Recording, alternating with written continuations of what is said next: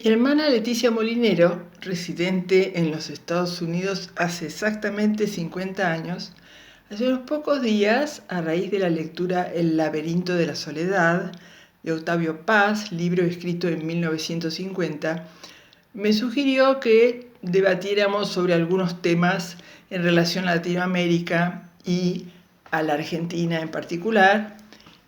De eso empezamos a hablar y surgieron temas como, por ejemplo, el tema de la educación y otros.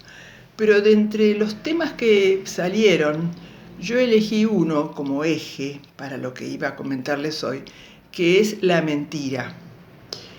En el libro, Octavio Paz, tanto en ese como en otros, él destaca que el liberalismo fue traído de una manera artificial, ¿no es cierto? Lo cual es cierto, porque cuando traen el liberalismo a Latinoamérica y a Argentina en particular, lo hacen y quedan plasmadas las nuevas ideas en las constituciones, en el caso nuestro en la Constitución de 1853, no era producto de esos ideales de progreso, ¿no es cierto?, y de libertad, tolerancia y todo lo que conlleva el liberalismo, no eran producto de esa sociedad, ¿no?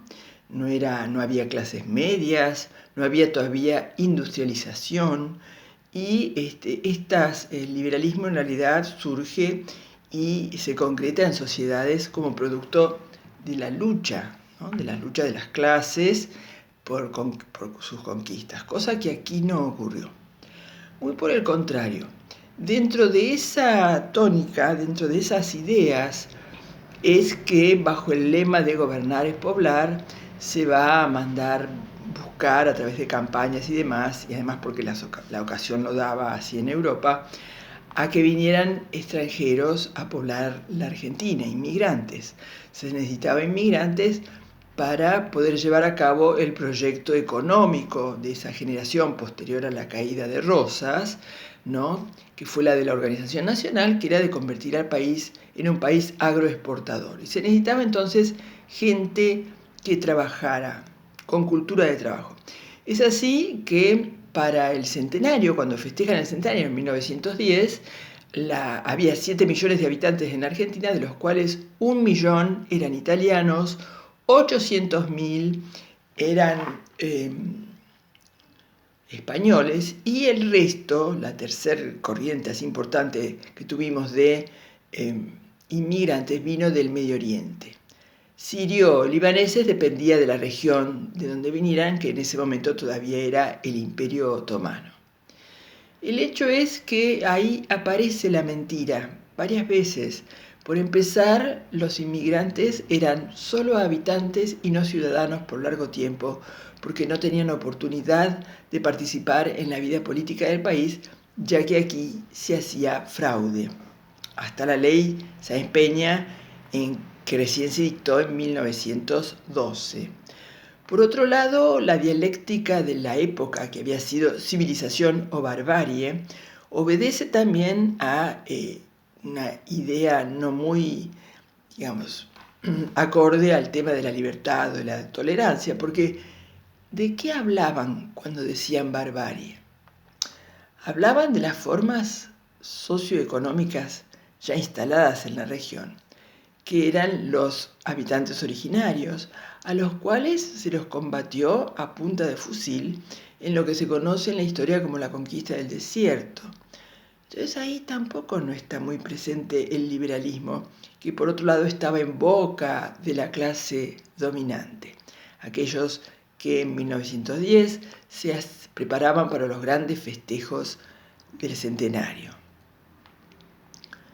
Eso se vio plasmado en obras públicas muy importantes, como por ejemplo el Congreso de la Nación, que se inauguró en 1906.